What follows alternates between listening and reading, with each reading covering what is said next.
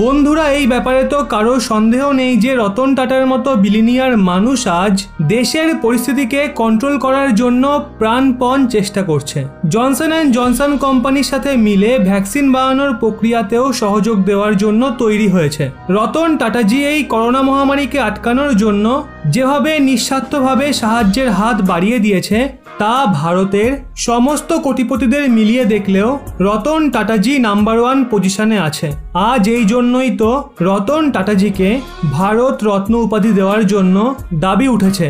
কিন্তু বন্ধুরা, তিনি একজন এমন মহৎ ব্যক্তিত্বের মানুষ যাকে ভারত রত্ন উপাধি দিলেও অনেক কম হবে, কারণ তিনি ভারত রত্নের থেকেও কয়েক গুণ বেশি কাজ ভারতীয়দের জন্য করছেন। করোনা মহামারীর মধ্যে তিনি দেশের জন্য এত টাকা বিনিয়োগ করেছেন যা শুনলে হয়তো আপনি চমকে যাবেন যে কিভাবে দেশের খরচা হচ্ছে আর কিভাবে কোটিপতিরা পয়সা জলের মতো বার করছে। আপনাদের হয়তো মনে আছে রতন টাটাজির কোম্পানি টাটা স্টিল রেকর্ড মাত্রায় এমার্জেন্সি প্রয়োজনে রাত দিন এক করে অক্সিজেন প্রোডাকশন করছে, কিন্তু এতে সবচেয়ে বড় সমস্যা আসে ওই অক্সিজেনগুলোকে হাসপাতালে পৌঁছে দিতে। আর এর জন্য রতন টাটাজির কোম্পানি 24টা ক্রায়োজেনিক কন্টেনার দুনিয়ার ভিন্ন ভিন্ন দেশ থেকে আমদানি করার জন্য আবেদন করেছে, আর কন্টেনার আসা শুরুও হয়ে গেছে। কিন্তু আপনি এটা শুনে হয়রান হয়ে যাবেন যে একটা কন্টেনারের মূল্য এত বেশি কেন। বন্ধুরা, একটা ক্রায়োজেনিক কন্টেনারের মূল্য হয় প্রায় 50 লাখ টাকা, আর 24টা কন্টেনার ভারতের রতন টাটাজি আমদানি করতে চলেছে। আর প্রায় 120 কোটি টাকার বিনিময়ে এই ক্রায়োজেনিক কন্টেনার দুনিয়ার ভিন্ন ভিন্ন দেশের থেকে আনা হবে। কিন্তু রতন টাটার কোম্পানি আজ এতটা সক্ষম আছে যে ওই ক্রায়োজেনিক কন্টেনার নিজের দেশে তৈরি করতে পারে। এখন আপনি হয়তো বলবেন, তাহলে রতন টাটার কোম্পানি দেশে ওই কন্টেনার বানিয়ে চাহিদা দূর কেন করছে না? তাহলে আপনাদের জানানোর জন্য বলি, একটা ক্রায়োজেনিক কন্টেনার বানাতে প্রায় 4 থেকে 6 মাস সময় আরামসে লেগে যায়। আর এই পরিস্থিতির মাঝে কন্টেনার আমদানি করাই বেটার অপশন। আর যেই মহামারীর সিচুয়েশন ভারতের মধ্যে তৈরি হয়েছে সেদিকে তাকিয়ে টাটা গ্রুপ 4 মাস অপেক্ষা একদমই করতে পারে না।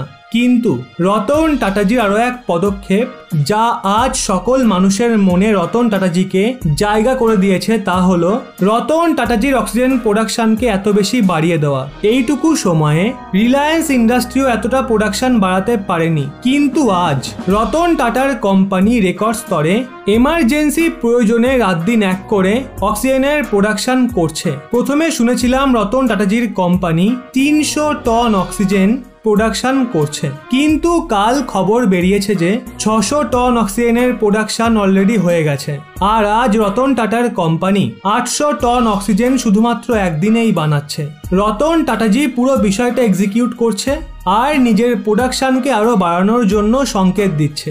800 টন অক্সিজেন প্রোডাকশন করেই রতন টাটা থামার ব্যক্তি নয়। রতন টাটাজির টার্গেট যেভাবে মুকেশ আম্বানির কোম্পানি 1000 টন অক্সিজেন প্রোডাকশন করছে, সেই হিসেবে রতন টাটাজিও অতটা পরিমাণ অক্সিজেন প্রোডাকশন করবে।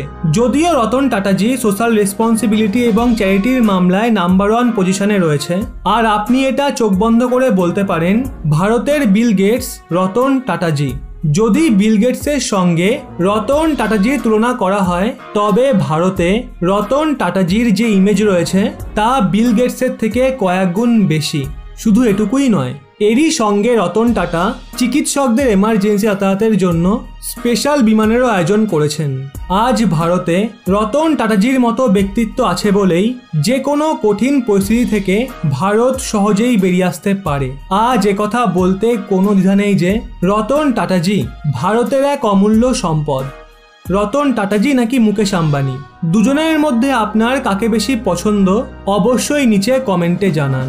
আমার সঙ্গে একমত হলে অবশ্যই ভিডিওটি একটি লাইক করে আপনার সকল পরিজনদের শেয়ার করে দিন এবং এরকমই ব্যাক টু ব্যাক আপডেট পেতে রহস্য বাংলা এই চ্যানেলটি সাবস্ক্রাইব করে পাশের বেল আইকনটি অল করে রাখুন।